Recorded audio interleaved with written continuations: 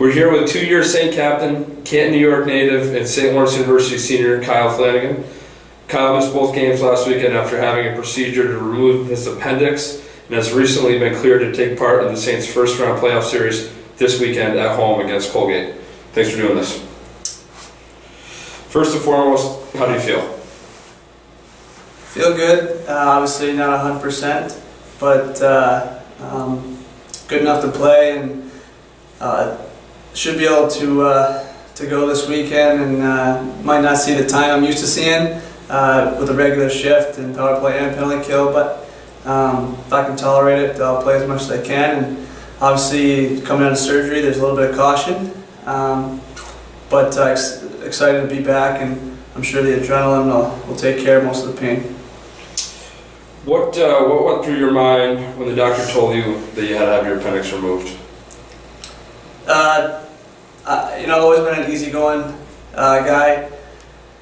It was unfortunate news, but I've always been a big believer in control what you can control, and that's something I couldn't control. So thankfully they got the appendix out, and it wasn't too inflamed, it wasn't close to rupturing, so it was clean and smooth surgery, and the team and Dr. Norbert did a great job, and I was out the next day and walking around 2 days later, and here I am on the ice ready to play a game 10 days later, so couldn't be happier. I understand you watched last weekend's games from home. How tough was that? It was tough, but again, you can't go back to what I said before about the appendix. You can't control what you can control, and I wasn't able to be there, so I tried not to get too anxious watching the game or too uptight, and just sat back. And obviously it was tough to watch because I wanted to be there. I wanted to help my team in any way I can, and seeing that they were struggling and losing two key games towards the end of the year, fighting for a bye for the playoffs. But again, you still have home ice, and we're in a good spot, and we're still playing well and confident going into this weekend. Were you at all nervous that you may have already played your last game at Appleton? That was probably one thing that went through my mind. Probably the most that I thought about this past weekend, and I thought, the last game I had played, we lost to Dartmouth, and knew we had home ice one way or another, but if we didn't get that bye, I wasn't sure if I'd be playing, watching, because I still had staples in my stomach, and I wasn't moving too well. So obviously it crossed my mind, knowing on Saturday night we weren't going to get home or get the bye, but I don't know, I guess I can't control that, so luckily we have home ice. Luckily I'm back. All right, yeah, with that being said, what was the feeling like when you were cleared yesterday by the medical staff to go this weekend? I know it might not be what you're used to, but you can at least put on a uniform.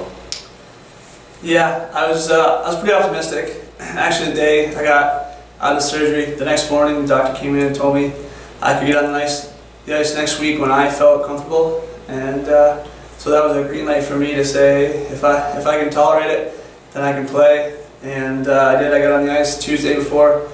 I saw the doctor for the checkup, and felt good, and he was pretty reluctant to say that I could go this weekend and play and tolerate whatever I could, and he was more worried about lifting than taking hits and impact. So it was a great news, and I got really excited, and the coaches got excited, and I'm sure the boys are excited too to have me back, and I'm glad to give them a chance in Appleton, where we lost in playoffs last year at home.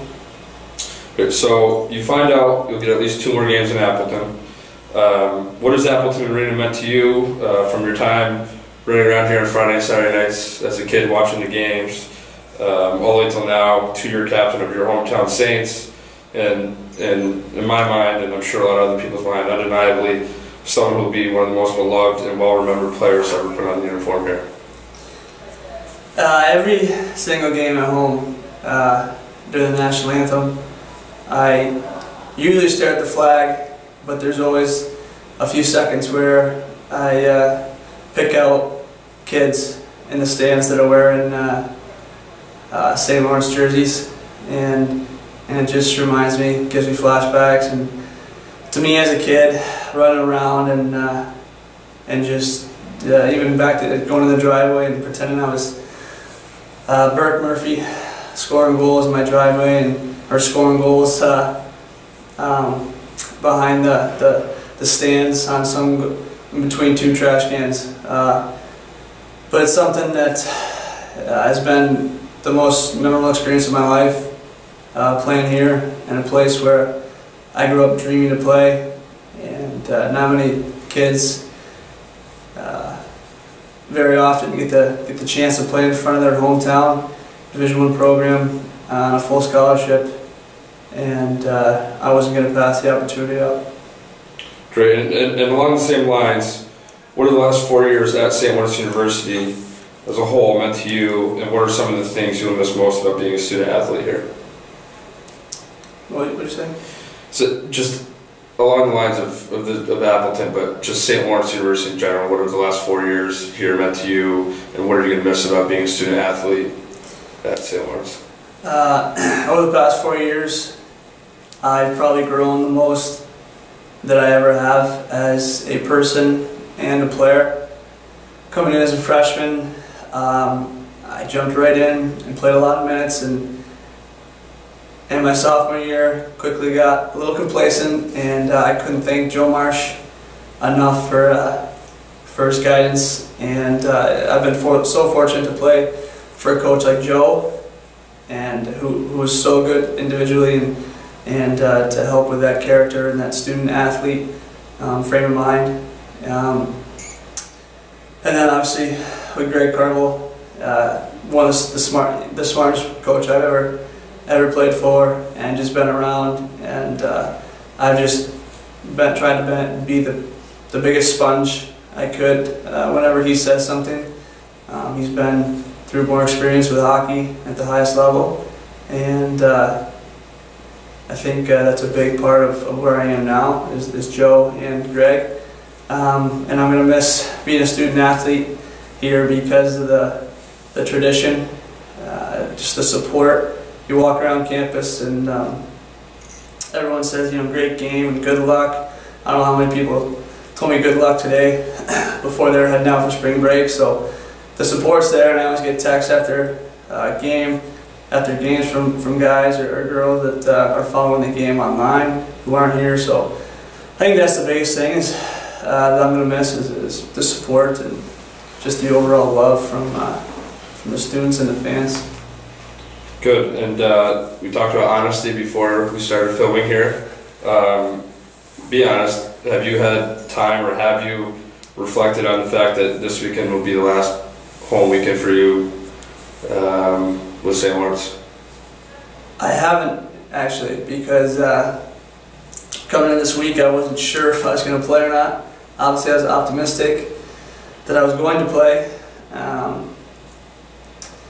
but as far as this will either way be the last time I play in Appleton Arena, it's going to be tough, whether it's Saturday or Sunday, and hopefully after a win, to say goodbye. And I'll probably keep the uniform on for a little while, but it's Appleton's not going anywhere.